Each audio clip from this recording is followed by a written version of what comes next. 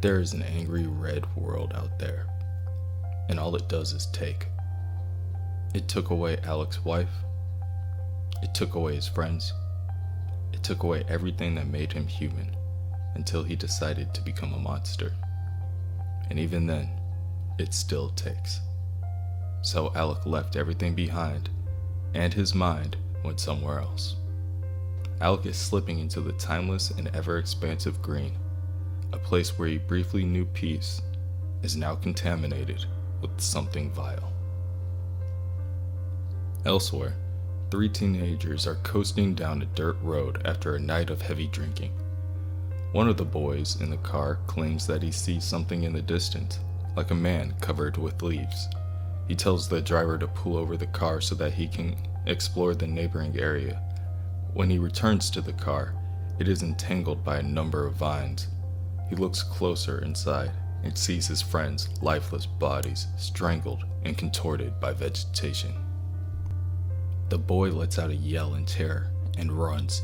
He runs as far as he can from the car. He runs into the swamp. He runs into a thicket of trees until he cannot see the car anymore. When he believes he is safe, he is snatched up by the ankles by even more vegetation from the swamp.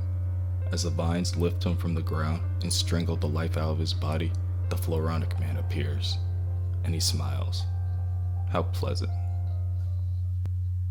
Abigail has always been one to venture out on her own. There are times when she would even venture out after dark. It's silence that she looks for. Recently, she's been alone a lot, and it's been a long time since she needed the silence this much.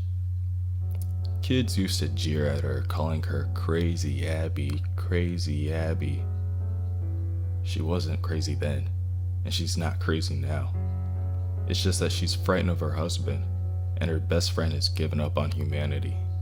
Even now, when she's alone, she still feels like she's being watched, surrounded by something alien, something hostile. On her walk, Abby sees the shoe of one of the teenagers laying on the ground. She looks up and sees the boy hanging by the vines. The vines come alive and begin to reach out to her. As she begins to run, she outsteps the outreaching vines for as long as she can. Something real is after her, something dangerous. She does the only thing she thinks she can do at the moment, and she screams out for Alec. There is a small town of La Croix that lies within the southern Louisiana swamp, just south of Thibodaux. It's a small town with simple folk. It only has a population of 559 people. The Floronic Man arrives at 1:32 a.m. and his destruction begins. The police house is first, and then the school, and then the church. By 1:38, most of the population is out on the streets. Now, things get worse. The sheriff of the town, one Ed Cutler, fires at the Floronic Man who stands at the center of the destruction.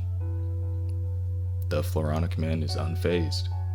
As he raises his hands into the air, more vines sprout from the ground, entangling the sheriff and puncturing his skin before hanging him upside down in front of the other townspeople. After that, he met very little resistance. At 1:45, he makes a number of requests. First is a video camera and a tape recorder. Second is that the populace return to their homes and close their windows. Many are glad to comply because they don't know. The houses of the citizens were sealed airtight with a cluster of moss and vines. In most of the houses, there are small, harmless, potted plants. These plants began to accelerate their photosynthetic process and begin pumping out oxygen at alarming rates. As the people in the houses began to get high off the increased oxygen supply, many grew anxious without knowing why. At 2:15, someone lit a cigarette, and one house after another began to ignite in flames. For half an hour, Jason Woodrue forced an innocent boy to record his town burning to the ground, before finally letting him run away with a message. Elsewhere, Abby is still screaming out Alec's name as she finally reaches his body, hoping that she will be able to wake him up in time to save her. He is all that she has left. The vines from the swamp catch up to her and start to twist and wrap around her ankles, pulling her back. She claws back up to Swamp Thing, and the vines reach out to pull her back from her arms and her face. She pleads to Alec to wake up. He has to snap out of it before it's too late. And he does. As Swamp Thing's eyes open and glow red, he claws the sky as he lifts himself from his resting place. As he rises, the vines sink away, back into the swamp from where they crawled out from. Abby looked at her savior in the eyes. Unsure if her friend is still in there, she asks. To her dismay, Swamp Thing tells her that Alec is not there. Not anymore. Before he walks off into the distance in order to confront Woodrue. The boy with the camera runs for some time before he reaches the nearby city of Chenille. Almost an hour later, he runs directly to the police station and quickly breaks down before delivering the information. It is not until 4:20 that Sergeant Luke Galen gathers the necessary video equipment and he watches the video. It does not take much time for him to place a call to the higher-ups in nearby Morgan City. The higher-ups in Morgan City relay the information to the federal government in Washington. With no other option, it is not long before they call the Justice League. Back at LaCroix, Jason Woodrue torments his victims. As they beg for mercy and ask the Floronic Man to do no more, Jason tells them that there will be more. Humans have been a plague, stripping the land bare for too long. They have cut down jungles and forests with no repercussion, and now they plead him for mercy. He scoffs. He is Woodrue, the pain and bitterness of the woods, one with the wilderness, and its will works through him. And when he asked what he must do, the green responds that he must purify and destroy the creatures that with time would destroy them.